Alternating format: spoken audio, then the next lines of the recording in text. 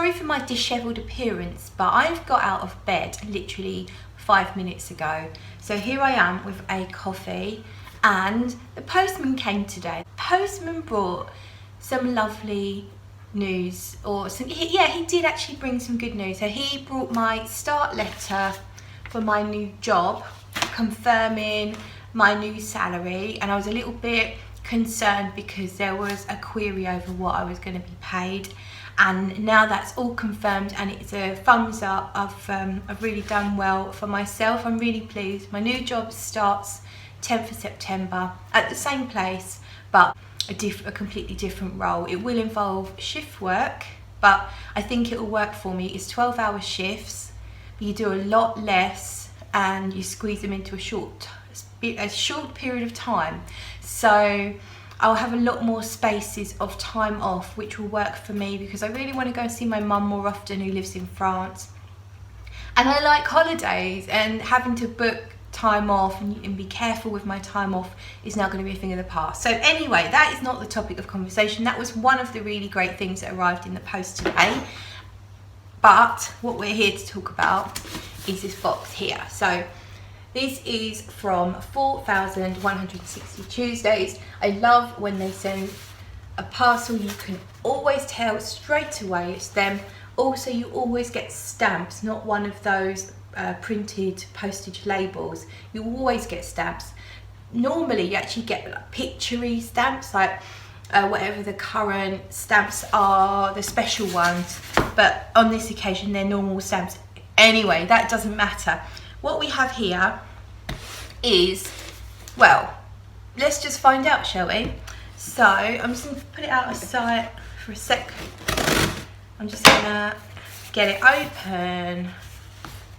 Let's open it this way. So I am really excited about this. It's something that's brand new. I ordered it literally 2 days ago, I think it was. I'm so impressed with how quickly it's come. I ordered it Thursday late, really late at night. It was like one of those last minute bedtime purchases. Bit of an impulsive thing. Trying to get it out. It's wrapped in tissue. Oh. Okay, it's out of the box. So, oh lovely. We've got some samples. Oh, look at these. Their samples are amazing. They always come wrapped like sweets. That is so cool. I love that. Oh, I can smell something woody, like pencil sharpenings, but that is not what this fragrance is all about as far as I'm aware. Now, there's only one review online anywhere that I can find. It's not even on Fragrantica, but I'll tell you what it is. It's called Over the Chocolate Shop. So the review online I will link to at the bottom of this video because it's really nice. It's quite succinct, which I really like, a brief review on fragrances. I just never have time to read pages and pages and pages. So Over the Chocolate Shop was actually made by Sarah many years ago, but before she was full-time proper perfumery, she didn't have access to all the ingredients that she would have liked to have made that fragrance, and it was made for her goddaughter who lived above a chocolate shop. So she has since reinvented it. Now, I did actually get a decant of it at the time, or not at the time, but a few years after it was made, and it was, you know, very hard to find, but someone had a decant. And when I smelt it, I didn't really like it that much. It wasn't quite what I expected. It was quite dusty and had this sort of, you know, that dusty old library feel about it. So it smelt chocolatey, but it wasn't the sort of modern chocolate that I like. It just had this old feel about it, like a pile of chocolates had been left on the shelf and gathering dust. Well, that's how it was to my nose back then, and that was several years ago. So let's get it out of its lovely tissue paper. So if you watch my videos, you know that I am a fangirl of 4160 Tuesdays and Sarah McCartney, who of course is 4160 Tuesdays. Oh wow. Okay, so look at the colour of this. I'm going to bring you in closer now that we've got all this unboxing out the way. So, look at that gorgeous bottle. Look at the colour of that juice. So I understand there's a reasonable amount of cocoa absolute in there, which is quite an expensive ingredient. And I think there is also real vanilla, not just vanillin. I don't really know what other notes are in there or what the actual other ingredients are. So let's just spray it directly onto my hand. We'll do 2. Oh. Okay, this is nothing like the original straight away. Now, when I went to Sarah McCartney's workshop, she does a perfume making workshop, which is so good. If you can get there, if you can do it, it's really worth doing. It's worth your time, it's worth your money. It's not mega expensive, and it is such a treat if you love perfume.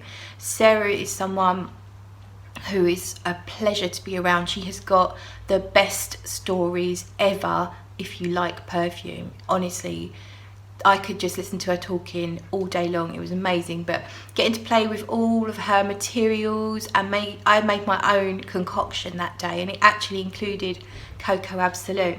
Now my bottle is even darker than that because I probably went a bit overboard with the cocoa absolute, and the stuff that I've got, still got it upstairs, is so rich. Like, I just don't think I could see myself wearing it. It's actually not that bad. I mean, I had Sarah helping me sort of choose the quantities and what works and what doesn't. So of course, when you've got an expert helping you, you don't generally make an absolute hash of it. So I'm not saying that my perfume's good enough to be sold. Well, it probably wouldn't meet any kind of IFRA or EU regulations, but it's actually not that bad. But, oh yes, so this is nutty. This is hazelnut chocolate. It reminds me a little bit of Ferrero Rochers and Nutella, but there is a lightness to it, and it is not mega sweet. It's not like, I mean, there of course there's a sweetness to it because it's chocolate and there's vanilla in there, but it's not really heavy, and it's not tooth achingly got to go to the dentist for an extraction sweet. It's about the level of sweetness that I like. There's something in there that's making it a bit lighter, so it wouldn't surprise me if there's just a tiniest hint of something like bergamot or something a little bit citrusy that's not supposed to be in the forefront. It's just kind of giving it a lighter, more transparent edge. There is definitely a tiny hint of fruitiness, but it is not an out and out fruity fragrance. It really is like molten chocolate. So I can imagine you're at an artisan chocolate shop where they're making stuff there in the shop, and you can just see, like, imagine them with the chocolate and it's all like falling out of the spoon. Oh my god. So other chocolate fragrances, let's compare. At the moment, of course, this is just first impressions, but I have to tell you, this has gone right to the top of my favourite chocolate fragrances, and I am a fan. So, okay, Gourmand Coquin from Galan. This is less spicy, less bitter and dark. I probably prefer this over Gourmand Coquin. Now, I know there's a lot of people that absolutely love that fragrance. If you do, you do need to check this one out. What else? Choco Musk, very cheapy Al Rehab fragrance. That's a really good fragrance. But that is more of a milk chocolate with musk, and it's very smooth, and it's a lighter chocolate, if that makes sense. This is a little darker.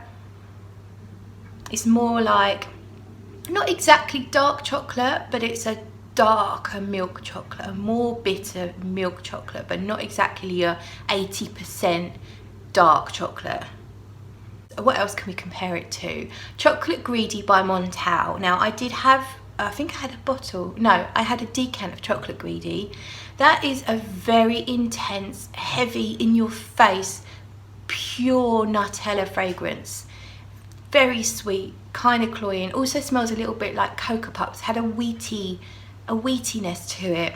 I would totally throw that out the water. That's not quite my thing. This is better. And this also has, wouldn't surprise me if there's a bit of the sexiest scent going on in here. As an accord, maybe. It's smooth. It's edible. I want to eat my hand. I want to lick it. I mean, I know I can't, but I literally want to lick it. The problem is I'm on Slimming World at the moment, so I'm kind of cutting down a lot of those naughty things. So there's my Slimming World pack, and when I smell chocolate, I get a bit excited. Actually, things got out of hand the other day. I was making these Ferrero Rochers, Slimming World recipe Ferrero Rochers. You're supposed to mix a load of warmed up Nutella with a smashed up couple of Weetabix. So I did that, but they didn't mould together, they didn't stick together, it all got crumbly. And because it wasn't working for me like it was in the Facebook thread where it was for everyone else, I just started spooning the mixture into my mouth, and then half of it was gone in seconds. So my advice to you, don't do that. Don't make those homemade, supposedly low calorie treats, because they're only low calorie if you actually get to separate them all out and eat one at a time. So that's my Slimming World advice for you. Sorry about that. Completely off topic. I love this. This is going to be my scent of the day. I cannot wait to find out how it develops, and I will definitely give you guys a full review. I think that's enough. Thanks for watching, and I will see you in the next video.